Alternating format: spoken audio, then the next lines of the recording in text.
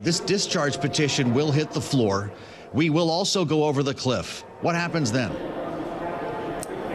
Well, we'll see. I believe we'll be able to vote on this at some point. I don't know if it'll be before the end of the year. But I know that there are Republicans, more than 4 Republicans, who have supported the ACA tax credit extensions and understand that without them, healthcare costs will go up for millions of Americans, including many in their district. And so, yes, we do have a cost issue when it comes to healthcare. Healthcare costs way too much right now. We need to do a lot to fix that.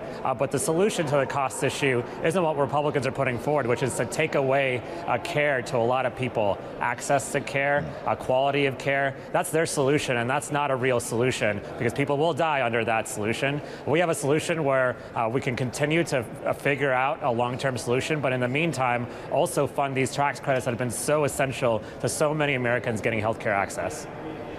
Well, it's interesting that you mentioned that because a solution is going to have to follow a gap of some sort, right? It's clear that we will go over the cliff.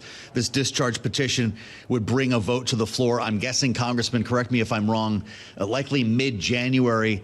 Then something's got to happen with the Senate. And I know that there's a bill over there that's not too far apart from what the moderates have been looking at in the House with a smaller extension and some eligibility requirements. When could there be a law? How long will voters need to wait?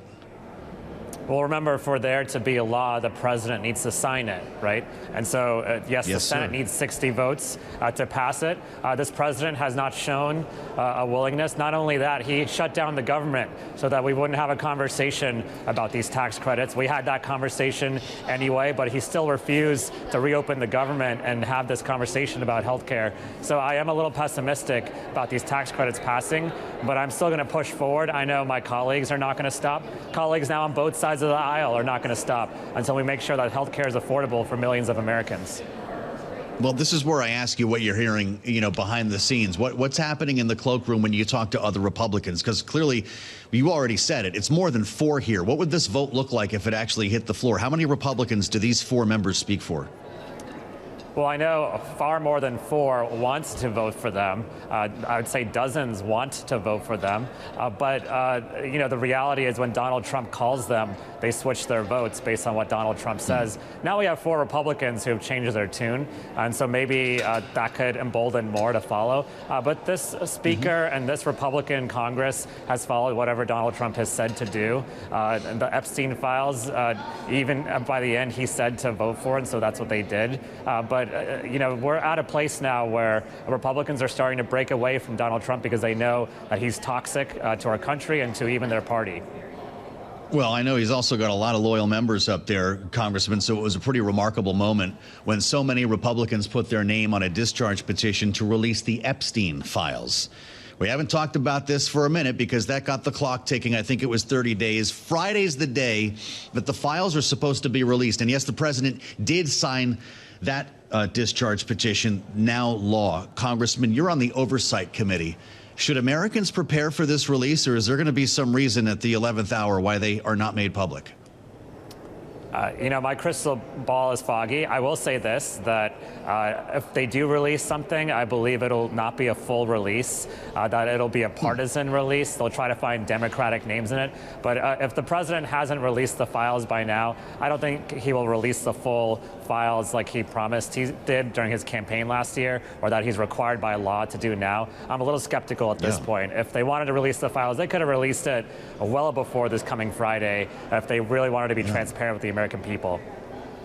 It is coming at the last hour. Is there anything that the Oversight Committee can do to further compel the Attorney General to make this public? Well, now, the Oversight Committee, we have had a subpoena out for these files for 4 months now, and they gave us one production that was 97% public documents. The other 3% weren't that helpful. And then that was it. And then there was radio silence for them. Now we're at a point where this is law. And so someone can go to court, and the courts can compel the administration to release the files. And we'll see if the administration wants to ignore court orders. We've had that conversation this year before. Well, we're about, 48, 72 hours away from that being the case. Congressman, you must have seen this Susie Wiles interview. I can only imagine the conversations among members of the Oversight Committee. The White House Chief of Staff telling Vanity Fair that the president was just wrong when he invoked Bill Clinton as being complicit in the sex trafficking scandal surrounding Jeffrey Epstein. She said there was absolutely no evidence pointing to that. Will we hear from the Justice Department that it's an ongoing investigation all the while, and therefore these files cannot be released? Again, the Justice Department works for the president at this point. He controls it, and he's going to try to control what's released and how it's released. Another thing that she said in that interview was Trump is in the files, and that he and Epstein were friends, and they were, I think, playboys together, single playboys together. And so it's pretty clear that there was a close relationship there, and that must be part of the reason why he hasn't released the files. That's at least what I see from my vantage point. But I'm glad she did that interview, because it was pretty incredible how she said all the quiet parts out loud about this president. Well, interesting moment. He's going to be speaking to the nation this evening, Congressman, and I'm wondering your thoughts about another potential government shutdown. You're in Virginia, teeming with federal workers who just endured the longest federal shutdown in American history. Is there anything the president can say this evening to get the health care debate back on track and keep the government from shutting down when we run out of money at the end of January? Yeah, the president can say, I want to work across the aisle to come up with a healthcare solution that's long-term. And in the meantime, we can pass these tax subsidies to be able to help Americans afford healthcare. I think that alone will solve 90% of the problems we're having right now on Capitol Hill related to healthcare. I think the other thing he should do is try to figure out how to work together with us next year, because otherwise 2026 is going to be a long year. I do not want a shutdown. I did not like this past shutdown, but we have to continue to fight for the American people.